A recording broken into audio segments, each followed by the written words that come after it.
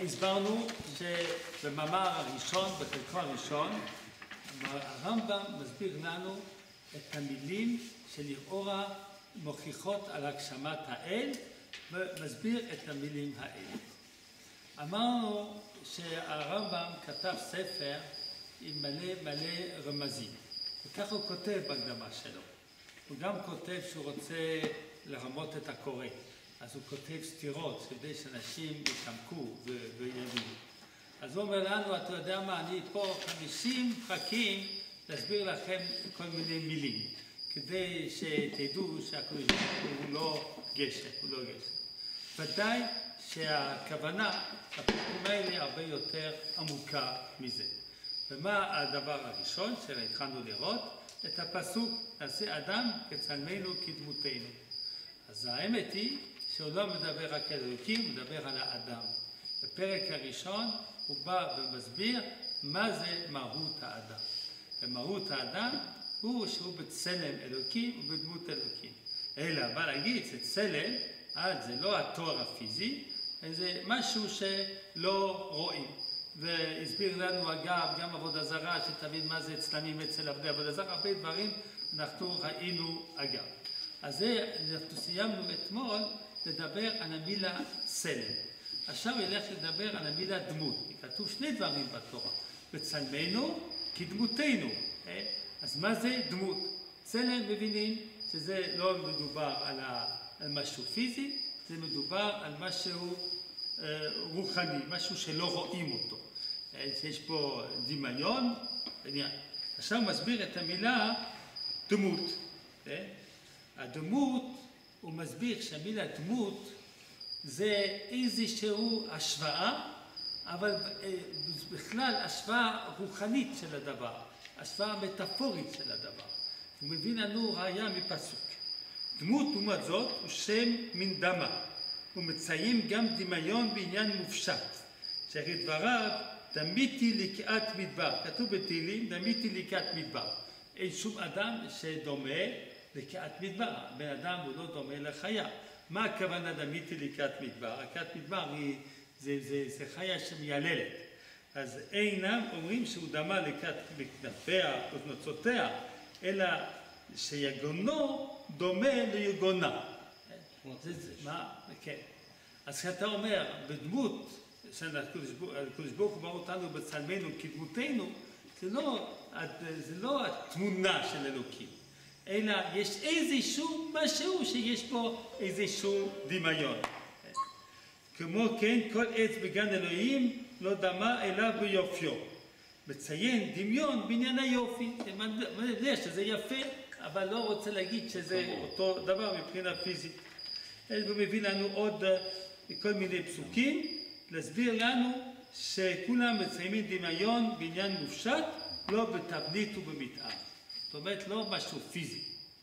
כן, נאמר דמות הכיסא, דמות כיסא. זה פסוקים שאתה רואה הרבה ביחזקאל. ומה זה הכוונה דמות כיסא? זה בכלל לא קשור לכיסא. הוא לא יושב על כיסא. אלא כמו שכיסא, אדם שיושב על כיסא, המלך יושב על כיסא מכובד, זה בא להסביר לנו שזה משהו שהוא מוגבר מכולם. אז כשאנחנו, הדמיונות ברוממות הוא בסגל, לא בהיותו מרובע באהבה ולא באורך רגליו כאשר חושבים העלובים. אז האנשים הטיפשים חושבים שאיזשהו כיסא, משהו שדומה לכיסא. אין שום דבר שדומה לכיסא, זה רק דמיון ברעיון. דמיון ברעיון שזה משהו עליון ונשגב. וכיוון שהאדם יתייחד, זה המשפט האחרון כל כך חשוב, בעניין מופלא מאוד שבו, אשר איננו באף אחד מן הנמצאים שמתחת גלגל הירח, והוא השגה שכלית. זה האפשרות להבין ששום חוש, איבר או צלע אינם מפעילים אותו. זה משהו בא, כשהוא אומר פה שכל, אני חושב שזה מתקרב לעניין של הנשמה. זאת אומרת, יש פה משהו באדם שהוא לא, איך אומרים, אוסף של אטומים, אוסף של אוסף של חלקליקים, אלא משהו שהוא משהו אחר. דמותו להשגת האל, אשר אינה נזקקת לכלי, אף כי לא דמיון אמיתי, אלא לכאורה, ודאי, זה רק דמיון מאוד מאוד רחב, כי אפשר להשוות את ההשגה האנושית להשגה האלוהית, אבל זה דומה בזה שהאדם יש לו השגה שכלית. בגלל העניין הזה, בגלל השכל האלוקי הדבק בו, נאמר על האדם שהוא בצלם אלוקים וכדמותו. לא שהאל ייתן לו גוף, כך שיהיה בעל תבנית.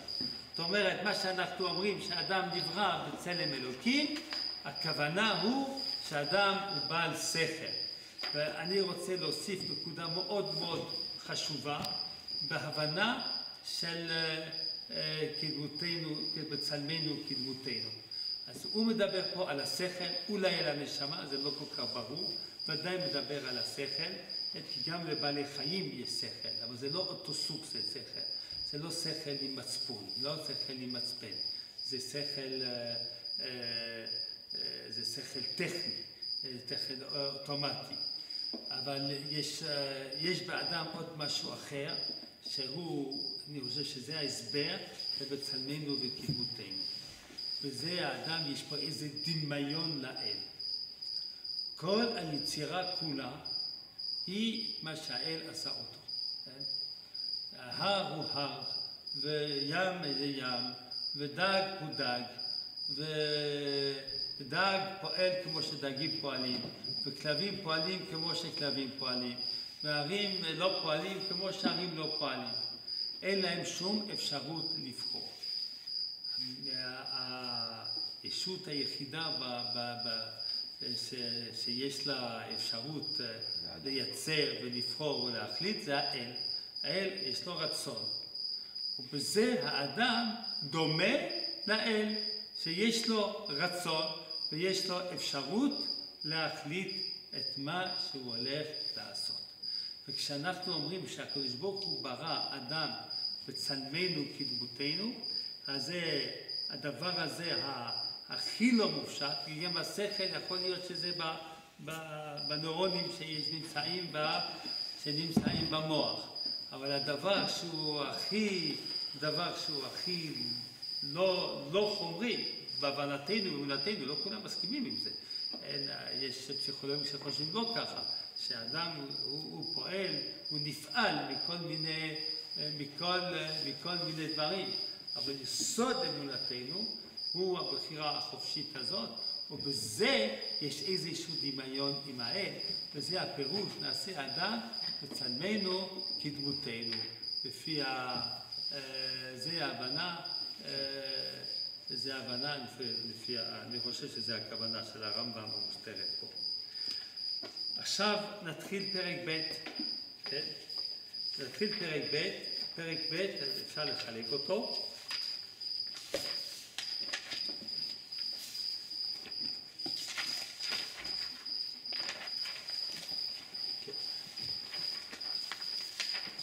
הרב אפשר להגיד אולי שהבחירה של האדם זה במדרגה שהוא נמצא.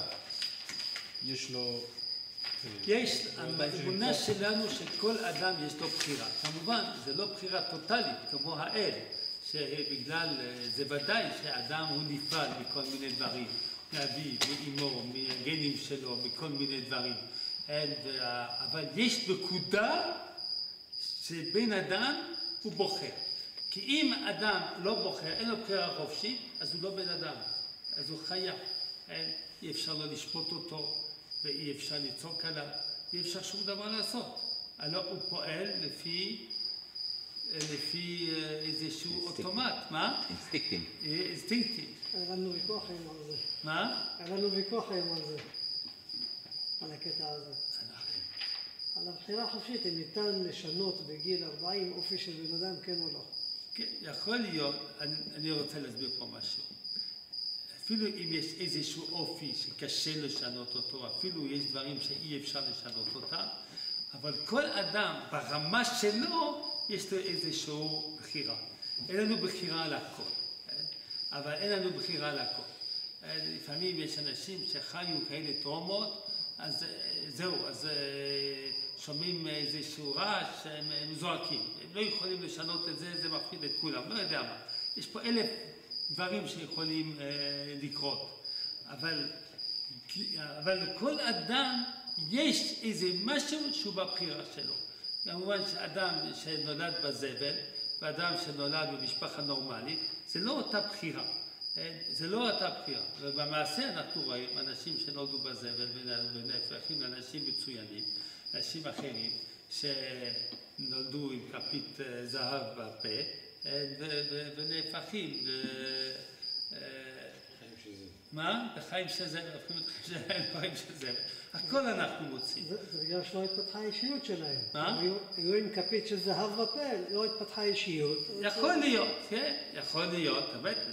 לא התכוונתי שזה ההורים שלא ידעו לחנך אותו. גם אם חינכו אותו והכל, יש, אני חושב שזה יסוד באמונה שלנו, זה הבחירה החופשית, וזה הפירוש כצלמנו כדמותנו. זה לא רק השכל, מבחינת השכל שהאינטליגנציה.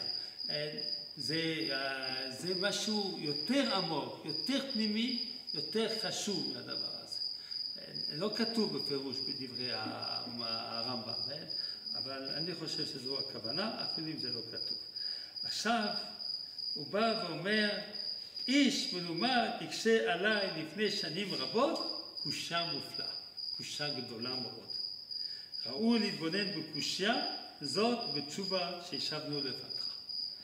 לפני שאמסור את הקושה ואת פתרונה, הוא בא ולהסביר, כל המדבר עברית יודע שהשם אלוהים משותף. היינו בשיעור אתמול שהוא מסביר לנו, הרמב"ם, בהקדמה הוא מסביר שיש מילים שהן משותפות, זאת אומרת שיש להן כמה משמעויות. אז מבינה אלוהים, זה יכול להיות הקדוש ברוך הוא, זה יכול להיות מלאך, זה יכול להיות שר, זה יכול להיות שופט. אז לאלוה, למלאכים ומושלים מנהיגי המדינות. ונקלו סגר, עליו השלום הבהיר, ונכון מה שהבהיר, שבדבריו וייתם כאלוהים יודעי טוב ורע, שהקדוש ברוך הוא אומר לאדם, וייתם כאלוהים יודעי טוב ורע, הוא לא התכוון לומר שיהיו כהשם יתברך. בוודאי לא יהיו כהשם יתברך, אלא הכוונה במשמעות האחרונה. ותהיו כרב רוויה, אתם תהיו כאנשים גדולים, מנהיגים. עכשיו, שאתה יודע, וייתם כאלוהים זה לא הקדוש ברוך הוא, שלא תיתה בפשט בתורה, וזה חשיבות גדולה של אחינו התימנים, קוראים כל יום, כל שבת את התרגום של התורה, זה אחת הסיבות, כדי שלא נטעה ונמנע הגשמה האלוהים. עכשיו נשמע את הקושיה ואת התשובה אנחנו נדבר עליה בשיעור אחר. לאחר שהקדמנו ששם זהו משותף, נתחיל להביא את הקושיה. אמר המקשה, בפשוטו של מקרא נראה שהכוונה הראשונה הייתה שאדם יהיה כשאר בעלי חיים בלי שכל, בלי מחשבה, ולא יבחין בין טוב לרע. אם אתם תאכלו, אתם תהיו כאלוהים יודעי טוב ורע. תהיו כאנשים חשובים יודעי טוב ורע. איזה מין דבר. בן אדם עושה עבירה, נותנים לו שכר, וכאשר המרה את פי האל, גרם לו מריו בהכרח את השלמות הגדולה ביותר לאדם. והיא שתהיה לו הבחנה זאת המצויה בנו.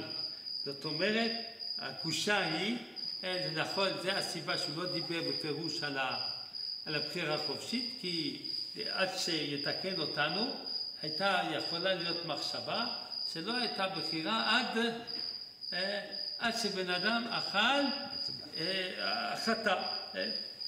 ההבחנה הזאת תהיה נאבדת מכל התכונות המצויות לנו, בעבורנו עצמים, בזה אנחנו חיים, אנחנו ישות.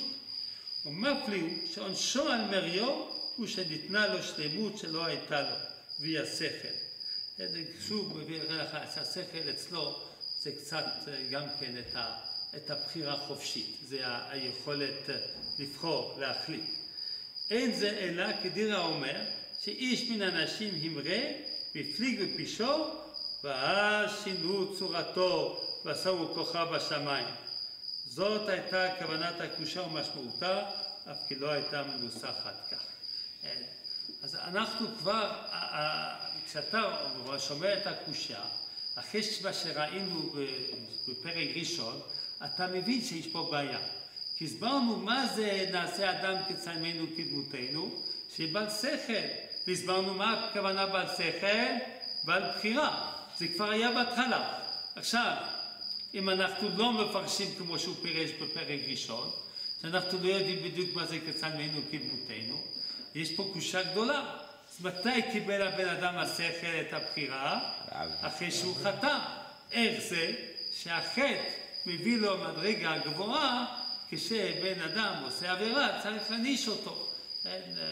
אתם תהיו אלוהים יודעים טוב ורע, אתם גם כן תמותו, כתוב בתורה. תמותו והם לא ביתו, אז זה נורא מוזר כל הסיפור הזה. אז אתם רואים עוד פעם, שאף על פי שנאמר, אני בא רק לטפל בהגשמת האל, הוא לא רק מטפל בהגשמת האל, הוא מטפל במהות מה זה אדם. שמע אתה את תשובתנו, אבל זה לא נעשה את זה היום, כי אי אפשר לעשות את זה בשתי דקות, אז אנחנו נטפל בזה בעזרת השם, ויום רביעי זה שבועות. זה שבועות. יום חמישי יש לנו שיעור, אנחנו עושים, אתם רוצים להמשיך לעשות ביום חמישי פרשת השבוע? כן. כן. יום חמישי אנחנו עושים פרשת השבוע. יום ראשון שבוע הבא אני עושה חתונה של מניק. יש בן של מניק מתחתן. אז אני לא אתן שיעור ביום ראשון, השיעור הבא יהיה יום שני. חמישי, כן, חמישי אנחנו נעשה, אבל בפעם הבאה שנלמד מורים נבוכים, הכל בעזרת השם.